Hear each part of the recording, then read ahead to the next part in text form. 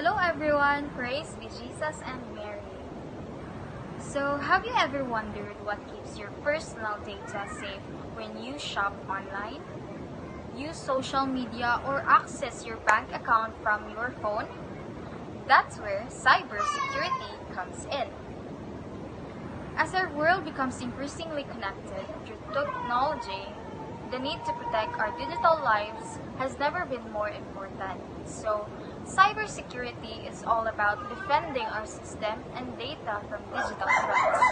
Whether it's a hacker trying to steal information or a virus that could crash a computer system. Hello everyone, good morning. Praise be Jesus and Mary. By the way, I'm Shine, and in my part, I'll be tackling all about strong passwords. So, what makes a strong password? Strong passwords, by the way, are hard for others to guess. They use a mix of different things to make them very secure. So, the more part it has, the harder it is to break.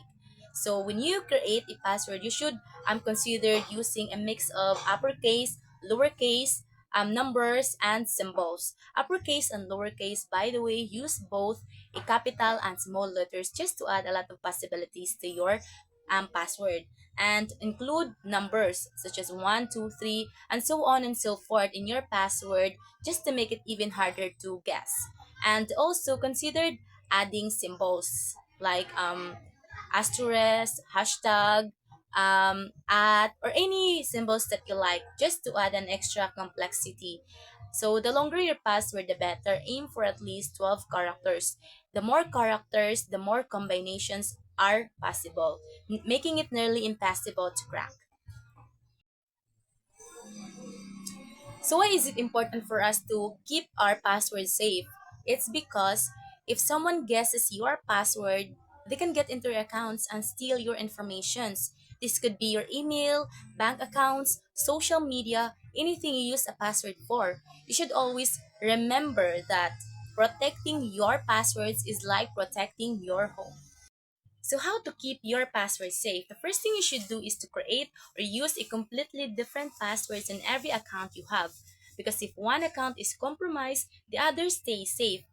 And please don't reuse passwords. Again, don't reuse passwords. The second one is consider using a password manager to securely store all your passwords. It is like a special safe for your passwords, and by using it, you only need to remember one master password to access it. I think password managers are available both free and premium. The third one is never write your passwords on paper or keeping it in easily accessible places on your computer.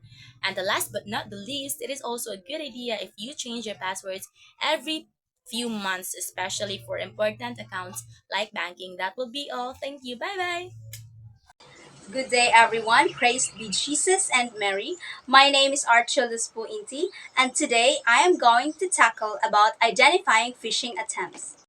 So, phishing emails are designed to trick you into revealing sensitive information like passwords, credit card details, or social security numbers. They often appear to be from legitimate organizations, creating a false sense of trust. And to identify them, focus on these key aspects. First, we have the suspicious links and grammatical errors. So let's identify first the suspicious links. Phishing emails often contain links that look legitimate but actually lead to malicious websites. These websites might mimic real websites to steal your information. So always hover your mouse over a link before clicking to see the actual URL in your browser status bar. If the URL looks suspicious or misspellings, unusual characters, unexpected domain name, don't click it. So the second key aspect was verify before you click. If you're unsure about an email's legitimacy, never reply directly to it. Instead, contact the organization the email supposedly comes from. Use an unknown legitimate phone number or email address found in their official websites, not the one in the email, and ask them if they sent the email. First, is the gender legitimate? Does the email address match the organization's known email domain? Be wary of slight variations of unusual domains. Second question, does the email make sense? Does the content align with your expectations from that organization? Phishing emails often contain unrealistic requests or unusual subject lines. Lastly, we have, is personal information requested?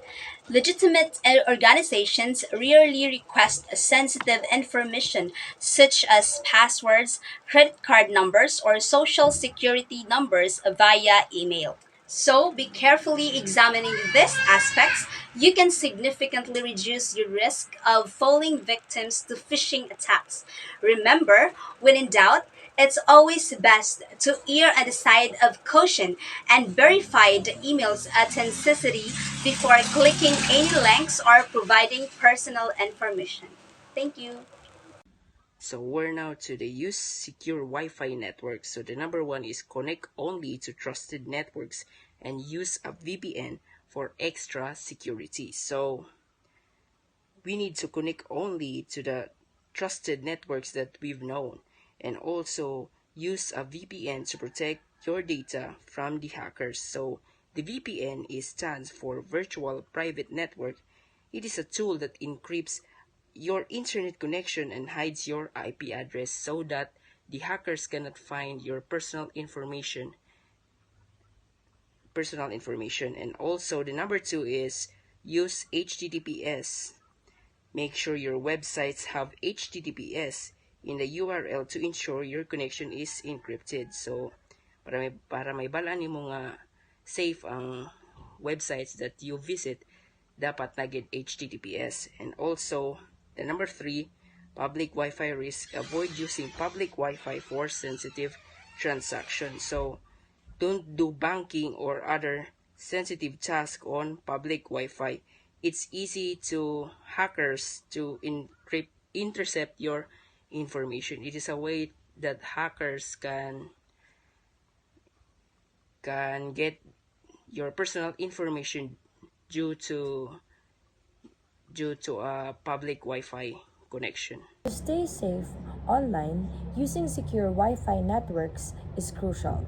So here's a breakdown of how to do it.